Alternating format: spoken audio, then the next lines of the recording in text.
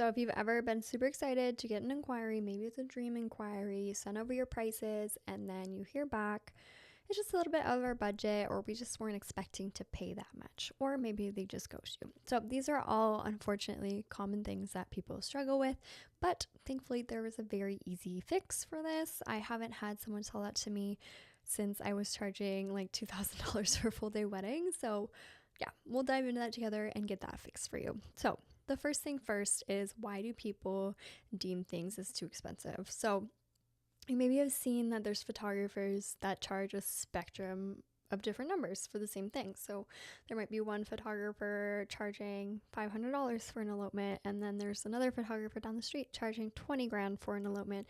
So why is there such a vast variety of, I guess, range of numbers when you're over here getting told you're too expensive at a lower price point? So what is happening there? Well, the reason is because being too expensive never has to do with the number, and people assume that it is because that's logical. I see why people assume that. However, being too expensive has to only do with value. And here's the best way to show that to you. So when you have your price tag, you also have this value scale as well. So these two things are not connected, but they need to be. So they can fluctuate like this. So if this is your pricing, and let's say your pricing is up here, okay? And then your value, let's say we bring it down here. So we have pricing, this is your number, and this is the perceived value that you offer. It's not the value that your business has, because your business has enough value. It's just the perceived value from your client. So if it looks a little bit like this, let's say your price is really high, your perceived value is very low, this is going to immediately put the red flags up in your client's head to tell you that you are too expensive. And then this can go the other way. If your number's down here and your perceived value is up here, they might be like, that's a little bit too good to be true, and they might feel a little bit hesitant to book you because of that. It looks too cheap. Okay, and then what we want to have is our pricing and our perceived value to be right here. When that's the case, that means that you have a very good pricing, it matches your perceived value, and your client is happy. They see it as a great, valuable deal. Now, this little scale can be like up here, it can be down here, it doesn't matter. It just has to be equal.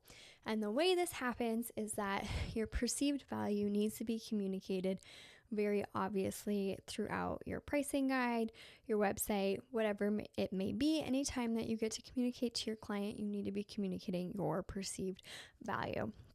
So that is the biggest core problem to why someone says you're too expensive, because like I said, I have not had that price objection thing since I was charging very little prices and really pricing myself cheaply, because I was at a point where I was just like lowering my prices to get booked, and that's when I had people, saying I was too expensive, stuff like that, and now I charge $10,000, $15,000 for an elopement, whereas before I was getting told I was too expensive at $2,000. So that is why the number doesn't matter. It's all about perceived value. So how do we include perceived value into our business so people don't tell us we're too expensive? Well, it comes in a number of different forms. The first one is just pricing your prices higher. This immediately gives you a sense of more value. So if your price is immediately just higher than the average photographer, you're going to automatically be seen as more valuable, because that's just how our brains work and how we see things. Because when we go out into the world and we see a product that's more expensive, we associate it with being more valuable, even though it might not be. So like, let's say we see a designer purse or something, or a purse at Walmart, we'll automatically see the more expensive one as more valuable. That's just how we work because of society. So immediately, that's something that helps. Secondly is having your price higher at the beginning also immediately deters people who are price shopping. So all those clients that tell you, hey, you're too expensive, you're out of our budget, they'll be deterred immediately when they land on your website if you have a starting price listed that is higher than average. So they're not even going to come to you and tell you you're too expensive. You're just not going to attract them. So now you're going to only be attracting people who who to them it's important to have that value. For them, it's more important that the value is there over the price. Like they're willing to invest in their day. So now you're actually attracting the right people, because a lot of the time when people are getting told they're too expensive, they're just attracting the wrong people for the numbers that they want to charge. Their dream clients are not price shoppers, and that's just how it goes. So that's a big one there. And then the next one is how you structure and communicate in your pricing guide as well as on your website. So for so many photographers, their pricing guide looks like a menu. So when you go to a restaurant, you see a menu, there's an item, there's a price, and you look at that and it's like a menu, right? If your pricing guide looks like that, it immediately puts your clients into price shopping mode. Sorry, I'm a little dyslexic. So price shopping mode. I almost did it again. Price shopping mode. So you're putting them into price shopping mode because they see a feature and they see the cost of it. So now if that's all they have, they're going to go and compare that to other photographers because they don't see that there's any difference other than you offer 400 images for this much money, or second shooter and it's this much money. That's kind of what your pricing guide is looking like. And when it's structured like that, that's when they are going to go and compare you to other people. So what we want to do instead is we want to create pricing guides that communicate the whole experience to them, because perceived value is basically the value that they get from working with you. So the value that they get for having this specific feature that you offer, like the value that they get for you helping with their timelines, the value that they get for location scouting. And those are the things that we really have to break down and show to our clients, because so many of us, we just assume that our clients just know why they should care about a certain feature. Like they should just automatically understand the value of location scouting. They might not even know what location scouting means.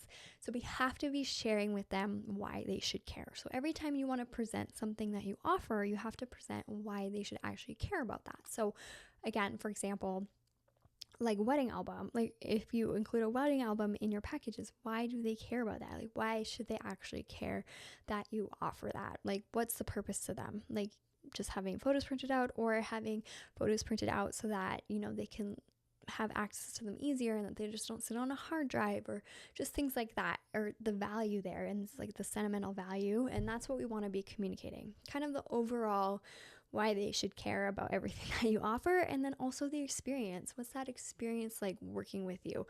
But not in a way that you're talking about yourself all the time, because if you're like, oh, I do this, I'm so awesome, then that's also going to deter people. They want to be acknowledge themselves. They want you to talk about them basically, and know that you acknowledge what they want and what they need. So you need to be sharing that experience with them, what they can expect throughout the process, what they'll be feeling, like what you can help them with. It's always the goal when it comes to sharing that perceived value. And the other topic that I want to talk about when it comes to perceived value is niching down and why it's so important. So when you are niched and you are highly specific into one specific niche, you also immediately have an extra value attached to you, because you are the expert at said thing that your client is looking for, and they immediately see you as the expert option and more value there. So for example, if there's a couple wanting to elope and they're looking between two different photographers, one photographer is completely elopement based and just that's all they do, and this other photographer does weddings, elopements, and family photos and all those things. Who do you think that a client's going to naturally be drawn to? The person that is shooting elopements only. And the reason for it is because when you are shooting everything, you can't be an expert at anything, and you can't communicate 100% to one ideal client, which is the person eloping. Whereas the elopement photographer can communicate 100% to that person's struggles, desires, and what they want to experience 100%. And they can also show themselves, they can also see themselves in that photographer's images. So they can see other people eloping and they can picture themselves eloping in those images. Whereas with this person, there's just a little section dedicated to them. Whereas this person, all the business is dedicated to them, and they immediately see more value there. It's like, hey, this person's the expert. They're going to take care of me 100%. They know what's up. They know what's happening. So immediately that's going to give you more value as well. So next time you send your pricing guide, if someone says like, oh, you're too expensive, things like that, you know immediately, hey, I need to raise my value. I need to communicate that better. My prices are not matching my value. And that's not a bad thing. It's just something that you have to fix and learn. So basically for me, that's something I had to learn. So I talked about it briefly, but I used to do weddings for 2 years and I struggled with that. I was just like trying to book people for anything, lowering my prices, all that stuff.